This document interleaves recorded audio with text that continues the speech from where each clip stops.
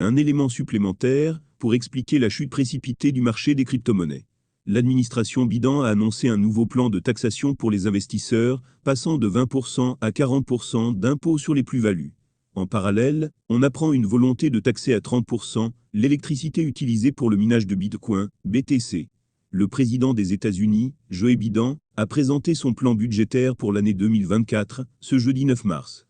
Il prévoit de réduire les dépenses budgétaires de 3 000 milliards de dollars sur la prochaine décennie, en proposant d'augmenter l'impôt sur les grandes entreprises et les grosses fortunes, en luttant contre la fraude, mais aussi en taxant plus durement les crypto-monnaies.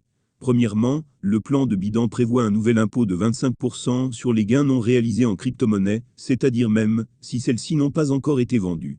Une proposition qui n'est pas nouvelle et qui avait déjà fait sourire les investisseurs, tant la volatilité du marché rendrait compliquée son application. Ensuite, la taxation sur les plus-values en crypto-monnaie devrait être presque doublée, passant de 20% à 39,8%.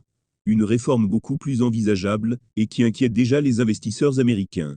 Notez que ce degré d'imposition serait plus important que dans n'importe quel pays européen. Par ailleurs, l'administration de Biden souhaite étendre au marché des crypto-monnaies une règle qui ne concernait jusqu'ici que le marché des actions et des obligations. C'est la wash sale rule, qui consiste à vendre à perte des actifs à des fins fiscales, avant de les racheter juste après. Pour terminer, l'industrie du minage de Bitcoin est également visée.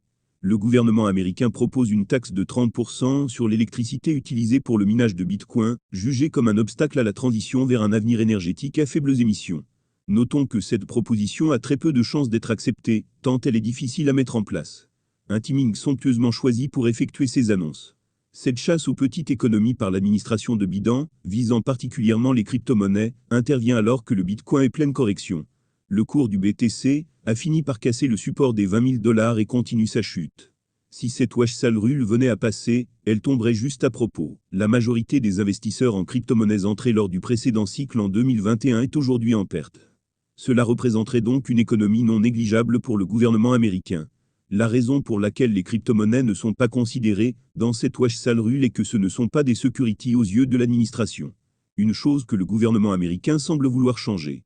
Cela fait vivement écho aux récentes attaques intentées par la Security and Exchange Commission, SEC, à l'encontre des principaux acteurs de l'industrie des crypto-monnaies, et plus particulièrement les plateformes d'échange centralisées.